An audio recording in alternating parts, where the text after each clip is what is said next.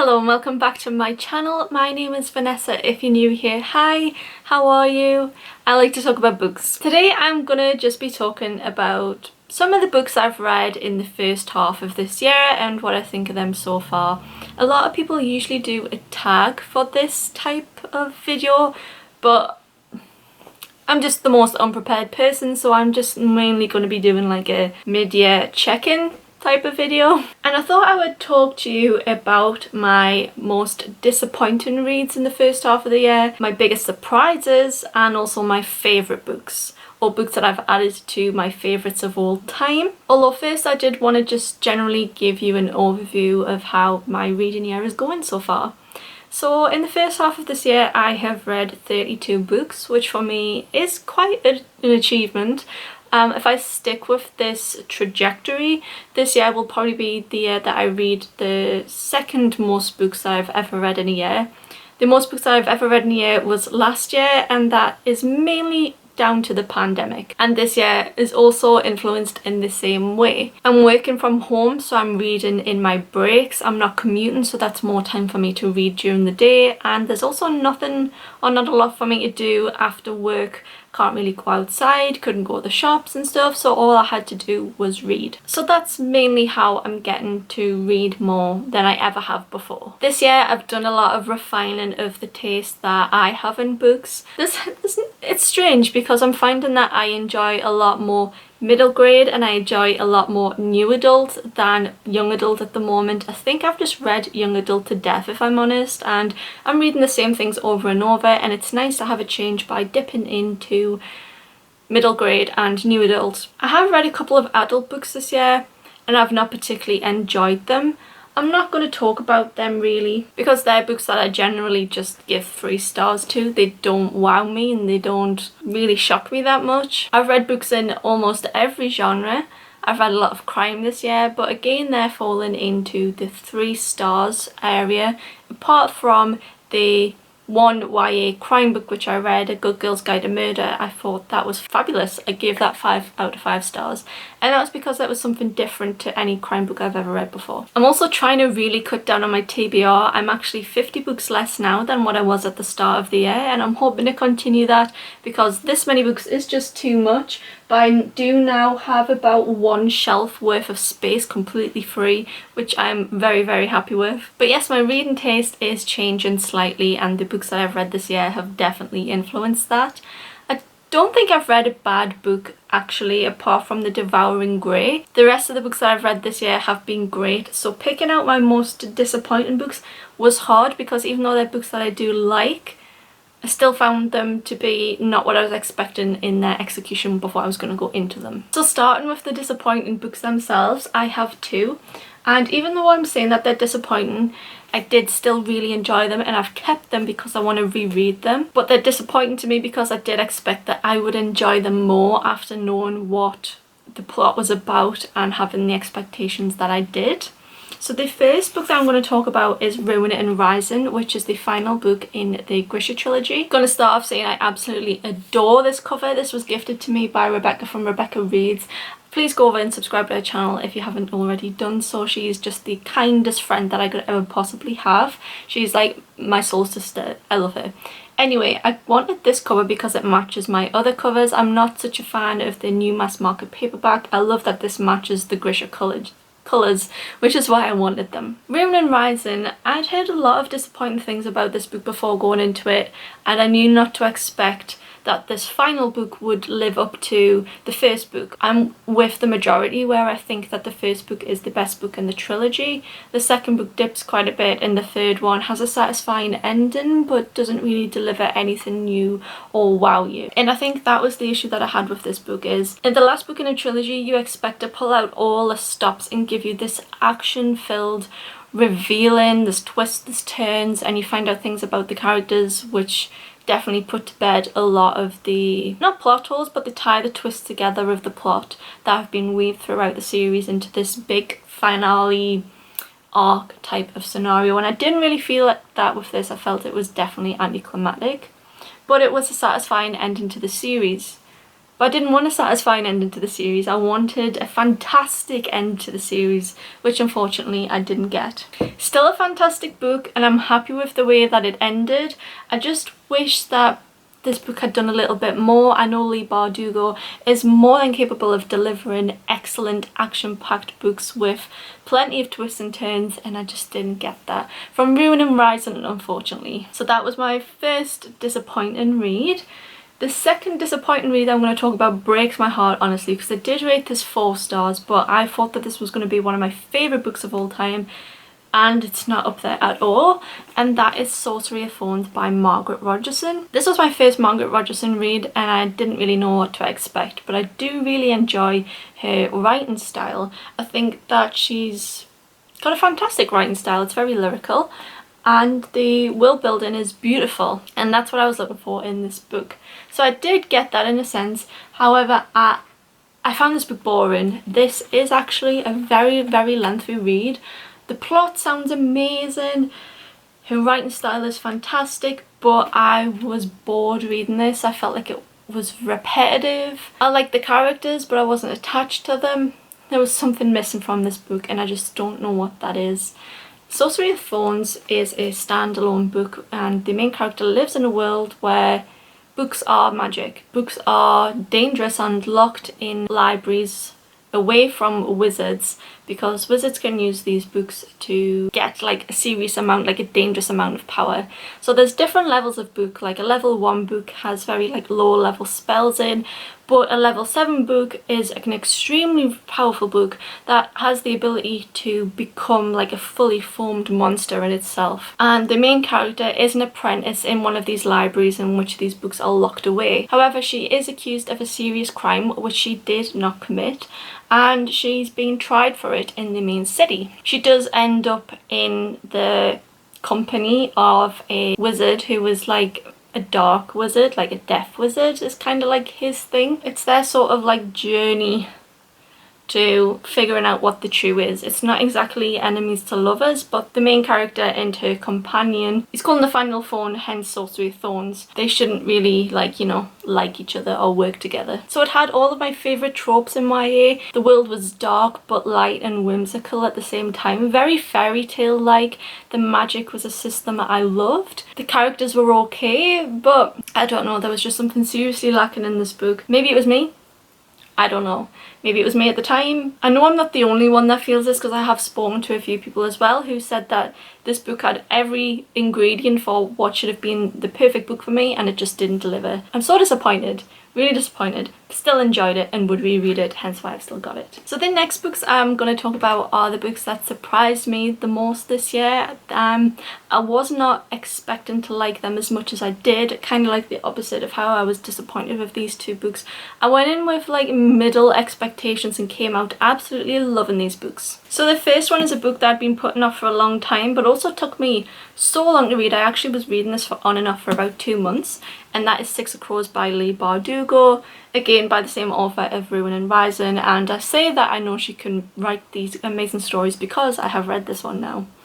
Six of Crows is book 1 in a duology. I think we all know what this book is now because of the very popular Netflix show which was adapted from this book. In this book we are back in the Grisha world, and there we have 6 main characters who are a band of miscreants, and they are going on a heist, and they're going to try and break into not a royal court, sort of like an army fortress, like a government type fortress, to try and break out some top level Grisha controlling magic. This book was phenomenal. This is such a long read and you get multiple points of view, and this was just absolutely fantastic. This was definitely better than the Grisha trilogy for me. I've got Booktube on my shelves, which was purchased by my dear friend Ali, who I really, really love. She makes YouTube videos as well, so I'll leave her channel in the description with Rebecca's as well. And I can't wait to start it. This book was really, really good. If you haven't read it, I'd highly recommend it. I totally see why everybody loves Kaz Brecker now. I thought going into this I would rate this a 3 stars, kind of like how I felt overall with the Grisha trilogy, but this one was a 5-star read. It was a totally different reading experience. It's like Leigh Bardugo took everything that she from the Grisha trilogy and put that into creating this phenomenal masterpiece. The characters are so well developed, their backstories are amazing, they work so well together. I couldn't craft 6 very unique characters like this that worked in this way. I love Nina's backstory. The romance and the conflict in this are just so good. I love all the flashbacks and Kaz's development and Inej's development. I don't know how to say it, I'm so sorry. I just loved everyone in this. This was so good. If you haven't read this, I highly recommend it. This is definitely hyped for a reason. Very pleasantly surprised with that one.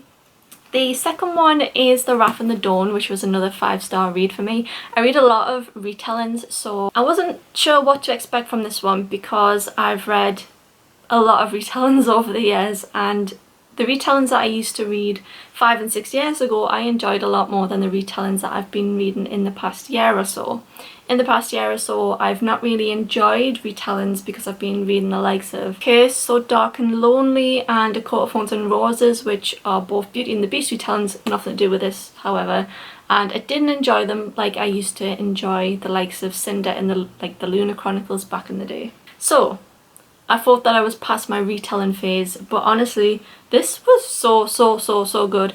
I actually loved this so much that I bought the source material as kind of like a collector's thing because I really enjoyed The Wrath and the Dawn so much. So I bought the Arabian Nights, which is a Barnes & Noble leather-bound illustrated edition that you can't get in the UK. So it took me forever to try and find an affordable copy in the UK, shall we say, but I definitely wanted this just as a collector's piece. So yeah, that was how much I loved The Wrath and the Dawn. So obviously I'm sure you've guessed this is a retelling of Arabian Nights. It's older young adult and it seems kind of like true to the source material.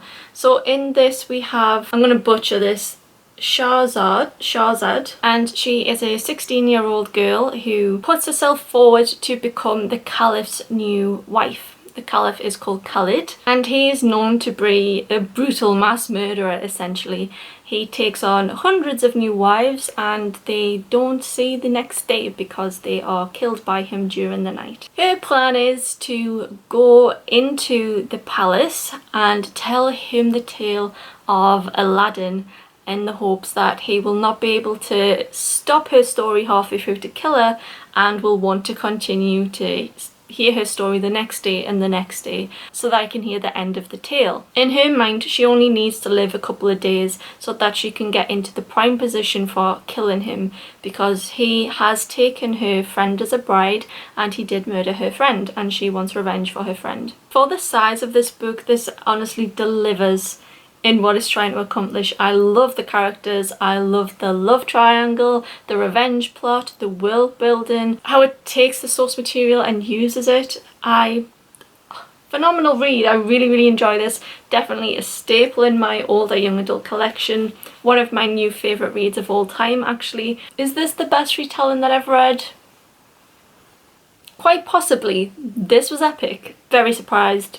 Loved it. One of my new favourites. And the third book, which was a total surprise for me, which was another one that I rated 5 stars, is Where the Crawdads Sing. I honestly thought this was not going to be my cup of tea at all, but I was given this by my grandma who read it and loved it and she wanted to talk to me about this book. So I was like, yeah, I read it for you, grandma. This is a book set in North Carolina in the swamps.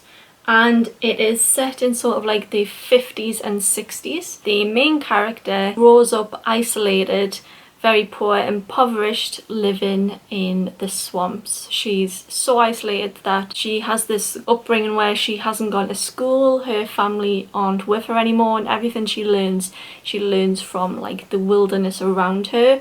And the nearest town to her really see her as an outcast. They call her the swamp girl. They shun her as a person because she is obviously different to them. This book swaps between her upbringing and becoming a teenager and learning a bit more about life, and also where she is in her, I think it's her mid-20s, and in the main town a man has been found dead and it flicks from her childhood to the now, her childhood in the now, where it's talking about, you know, this coming of age and then this crime, coming of age and crime, coming of age and crime, and it just keeps doing that until the past meets up with the present day and we find out how she fits in with the crime story. This was a phenomenal read. It's definitely a slow burner. At times I kind of thought, why am I reading this? Like, not much is happening, it's quite repetitive. Yeah, it's not like the kind of thing that I would read when you read fantasy, you know, it's all gore all the time, there's a lot of action. This is very, like, mellow and not a lot happens. But at the same time, you're like, I can't stop reading this. Yeah, I cried. Phenomenal read. Really loved it. If you haven't read it, I highly recommend it. I'm really pleasantly surprised with this. Loved this, 5 stars. Have kept it because I would reread it, which is something I did not think that I would ever do when I first picked this up. So now going on to my favourite reads of this year, and it was quite hard to pick these honestly because I've spoke about some 5-star reads already. The last 3 books definitely are up there with my new favourites, but these are probably cemented themselves as some of my favourites of all time. Now I did reread An Ember in the Ashes this year. If that was my first time reading that book would also be in this pile, but because I first read it years ago, I'm not going to put it in this video because it was a reread. But An Ember in Ashes is still like one of my favourite reads, up there, okay. But these are 3 new books that I read for the first time this year that are now up there in my favourites. So the first one is The 7 Husbands of Evelyn Hugo. This is a fantastic book by Taylor Jenkins Reid, who is also the author of Daisy Jones and the Six. If you can't tell by this super annoying sticker on here, also Malibu Rising. She's definitely cemented herself as one of my favourite authors of all time. I love the ideas that she plays with and she writes with this old Hollywood glamorous style, which I didn't think I would enjoy, but I actually love. Evelyn Hugo is an interesting character. I don't want to spoil too much at all because this book is best going into it blind, but this does have LGBTQ representation, which is stunning and it is so beautifully done. Evelyn Hugo is a celebrity. In the modern day, we are following a journalist and she is given the opportunity to write an autobiography or a memoir of Evelyn Hugo. So Evelyn Hugo herself invites this journalist to come and she will tell her life, and she expects the journalist to write it in a way that she would be happy with. Evelyn Hugo is Hollywood glamour. She is one of the most famous Hollywood actresses from her day, which is the 50s and 60s. Yeah, so she enters the Hollywood scene in the 1950s and leaves show business altogether in the 80s. However, she is most famous because she has been married to 7 different men, and that sort of eludes her fantastic Hollywood career. Evelyn Hugo is really the American dream. She comes from nothing and is able to work her way up in Hollywood and has this fantastic Oscar-worthy career. However, she has been able to keep control of her private life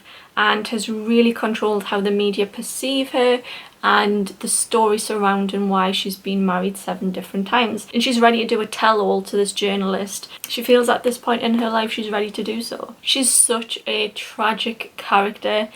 And honestly, when you're reading this, you feel like you're reading someone's real life experience. Like, this surely has to be based off someone in real life. And I had that when I was reading Daisy Jones and the Six. To me, Daisy Jones and the Six could have been an actual band that were around. Kind of give me Fleetwood Mac vibes, if I'm honest. I felt like some of it was like based off Fleetwood Mac and some of the other rock bands. This again felt like I was reading about a real person and that this could be someone, maybe Natalie Wood type of vibes. I don't know, I'm getting off track. What I just really want to say is, if you haven't read this, please read it, because this is a fantastic novel. It reads really quick. I can see me reading this 5 or 6 times in my lifetime. Beautiful, fantastic. I would put this in my top 5 novels of all time. Amazing. Okay, so the next 2 books I'm going to talk about together because you probably may have seen my most recent video and I spoke about them a lot in there. So the next 2 books, which are also cementing themselves as some of my best reads of all time, are The Bridge Kingdom and The Atlas Six. And I did talk about these in my last video, which was talking about books that TikTok had recommended to me. If you haven't seen that video, I'm going to give you like the briefest breakdown ever, but please go over to that video for more information about these. The Atlas Six is a dark academia meets the Umbrella Academy new adult novel. It's so good. It's about these 6 young adults who are given the chance to try out to join a society, which is the Alexandrian Society, and they protect knowledge that's been passed down from the Library of Alexandria, which did obviously burn down in real life. And they are protecting or have access to magical power, and I mean like strong magical power, like the most elite of the most elite for their abilities. Fantastic novel, self-published, but honestly I can see this going really far. If you want more information about this, please go over to my last video. And again, with the 3rd book, The Bridge Kingdom, I would also categorise this as new adult high fantasy, which doesn't take itself too seriously. Highly recommend this for fans of enemies to lovers. This has a great political plot as well, and the main character is just a super badass, and she is a spy that has been betrothed to the king of somewhere called the Bridge Kingdom. She is a princess, and her dad is sort of the sworn enemy of the king of the Bridge Kingdom, but they are trying to create a truce and unite their kingdoms, and the dad offers his daughter to the king as part of the bargain. The Bridge Kingdom is a series of islands between the continent in the north and the continent that she grew up on in the south, and it controls the trade between the 2 kingdoms, because obviously if they want to trade they need to go through the Bridge Kingdom, which I'll show you. It has like a physical bridge through the islands here to connect the north and the south there. So she is trying to get all the secrets about this kingdom and how it's best to be infiltrated to give back to Daddykins in the south. Great romance, great characterization and world building. I thought this was really good. Again, if you want any information about this one, please go and look at my last video. So yeah, that's all the books that I wanted to talk about today. Let me know in the comments what your favourite or most surprising or most disappointing reads are of the year so far for you. I would love to chat with you in the comments. I'm really enjoying my reading year so far. Since the 1st of July I've definitely stepped my reading up as well, and there's an extra 5 books which I haven't considered for this, and I'm reading some great books. So I'm looking forward to doing my overall 2021 wrap up and seeing how my reading's gone for the rest of the year. But so far, a lot of 5-star reads, a lot more than usual, which really excites me, and I think it's, like I said, because I'm coming to terms with my own reading taste a lot more. So thank you for watching, and I'll see you in the next video. Bye guys!